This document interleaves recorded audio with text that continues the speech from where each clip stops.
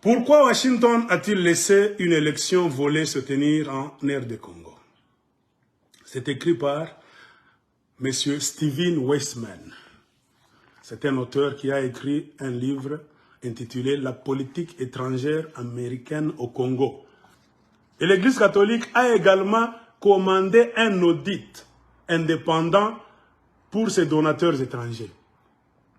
L'Église catholique a dit, vous nous donnez l'argent, vous nous avez dit de faire le travail, nous avons fait le travail. Si vous doutez de notre travail, appelez les inspecteurs américains, européens, qu'ils viennent faire des enquêtes avant qu'on publie les résultats, pour voir si nous sommes des menteurs ou pas, si nous n'étions pas dans tel ou tel village, si nous n'avons pas récolté les résultats qu'il faut.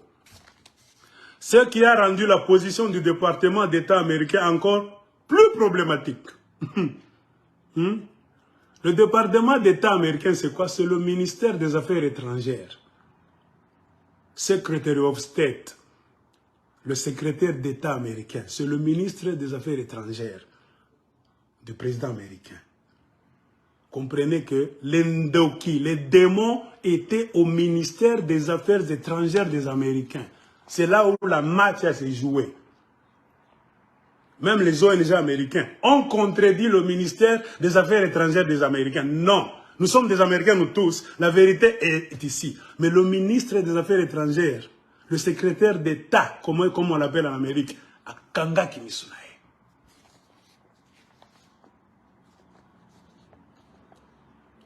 C'est une réunion secrète qui a eu lieu maintenant, au moment même du rapport de l'Église.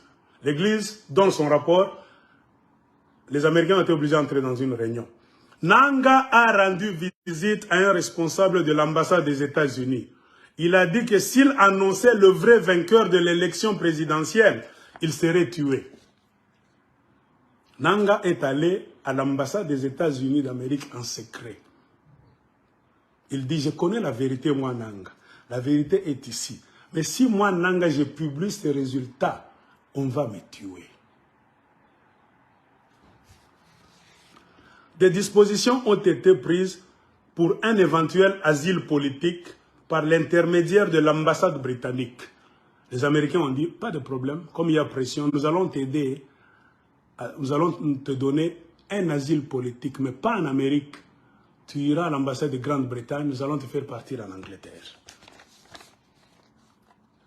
4 diplomates américains basés à Kinshasa et à Washington rapportent, c'est eux qui disent, ils disent nous étions là, ils rapportent quoi? Que Nanga a déclaré ou laissé entendre que Fayulu avait gagné. Pendant que Nanga a visité l'ambassade des États-Unis d'Amérique avec la peur dans son ventre, disant que la vérité c'est ça, si je la publie, on va me tuer. Qui allait tuer Nanga? Kabila. La machine à Kabila allait tuer Nanga. Nanga a dit à l'ambassade des États-Unis d'Amérique, c'est Fayulu qui a gagné. Mais si je le publie, on va me tuer. C'est écrit ici, hein, parce que les Congolais trouvent le biche. Que Fayulu avait gagné. Ça ne vient pas de moi. Il y avait une conclusion du projet de l'Église avec laquelle les États-Unis étaient d'accord et sur lesquels ils ont agi. Les Américains étaient troublés. Aujourd'hui, d'accord, demain, donc pendant les 3 semaines là-bas. Quelques mois avant les élections, l'ambassade des États-Unis s'était préparée à avaler une victoire attendue de Shadari. Bon, les Américains étaient déjà du mauvais côté. Pendant qu'on faisait les campagnes là-bas, Fayulu, Félix Tshisekedi, Shadari marche à l'ambassade des États-Unis que vous avez à Kinshasa. Elle avait déjà choisi Shadari. Même avec quelques tricheries de la CENI, il croyait que bon, on va prendre Shadari. C'est quoi? Les intérêts de l'argent. Au moins, Kabila serait parti. C'est ce que les Américains à l'ambassade des États-Unis se diraient. On va prendre Shadari, mais notre souci, c'est que Kabila parte. Mais après le vote,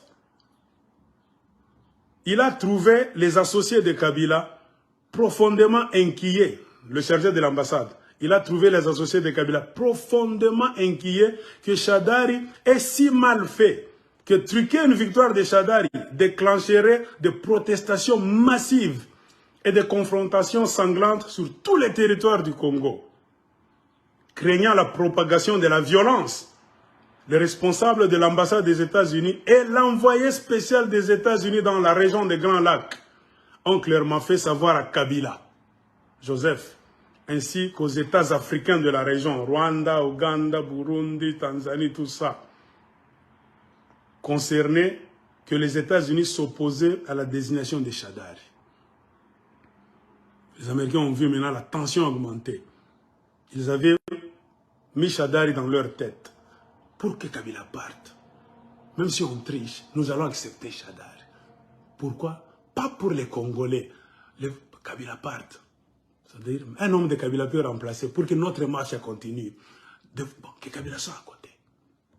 Ils ont même téléphoné les pays aux alentours du Congo. Kabila a alors décidé d'abandonner Shadari, voyant la pression, voyant que l'échec est total. Kabila a alors décidé d'abandonner Shadari au profit de Tshisekedi, Félix, le candidat de l'opposition beaucoup plus faible.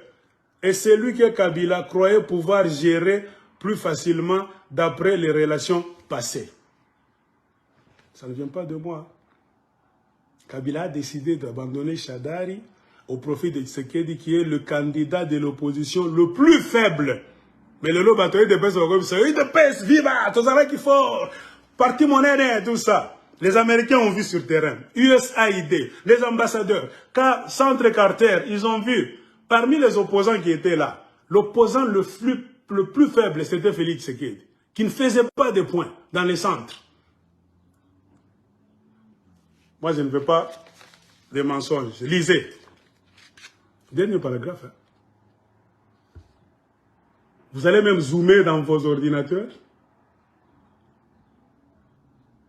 Ça ne vient pas de moi. Ils ont vu que les deux opposants qui sont là, les trois opposants, Martin Fayulu, Shadari et Chilombo, selon les résultats des bureaux, tous, le plus faible, zéro Chamouicho. Le dernier, c'est Tshisekedi. Alors, je reprends le paragraphe qui dit « Kabila a alors décidé d'abandonner Shadari parce qu'il y a eu trop de pression au profit de Félix Tshisekedi, le candidat de l'opposition beaucoup plus faible. Et c'est lui que Kabila croyait pouvoir gérer plus facilement d'après les relations passées. Donc Kabila savait que je ne veux pas gérer Fayulu facilement, mais Chilombo, je vais le gérer facilement. Le président sortant a conservé des solides atouts politiques. Les autres partenaires en Europe, même en Afrique, étaient contre Félix Tshisekedi, maître Tshisekedi là-bas. Les Américains ont accepté, ils ont fermé les yeux. Pourquoi les Américains n'ont pas fait pression sur Joseph Kabila pour changer les choses? Ils avaient peur. Kabila leur avait dit que je vais annuler maintenant ces élections. Le paragraphe est clair. Hein? Vous allez prendre cette vidéo, vous allez relire, resuivre ce que j'ai dit. Kabila a menacé, Joseph Kabila a menacé que si vous proclamez Fayulu, moi je vais annuler ces élections. Et il y aura une grande violence au Congo généralisée. Il y aura un grand chaos. L'Union africaine aussi, quand ils ont entendu que Chilombo a été proclamé, tout le monde dans l'Union africaine a dit non, Lukuta na bango. Comprenez pourquoi même aujourd'hui, Félix Tshisekedi a des problèmes.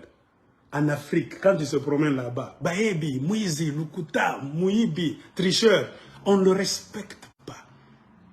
Il y a trop d'incidents. Quand vous voyez les Africains le bouder, ils avaient les résultats. Tout le monde, à l'ère d'électronique, ils avaient des puces. Ils se sont distribués les résultats, tous. L'Union africaine en avait, l'ambassade, tout le monde avait les résultats. Nous, les Congolais, nous pouvons nous insulter, nous battre. Mais les autorités dans le bureau, Union africaine, Union européenne, partout, ils avaient les vrais résultats. Et tous savent que Fayulu a battu Tshisekedi 3 fois. Il a battu Shadari 3 fois. C'est écrit dans cet article.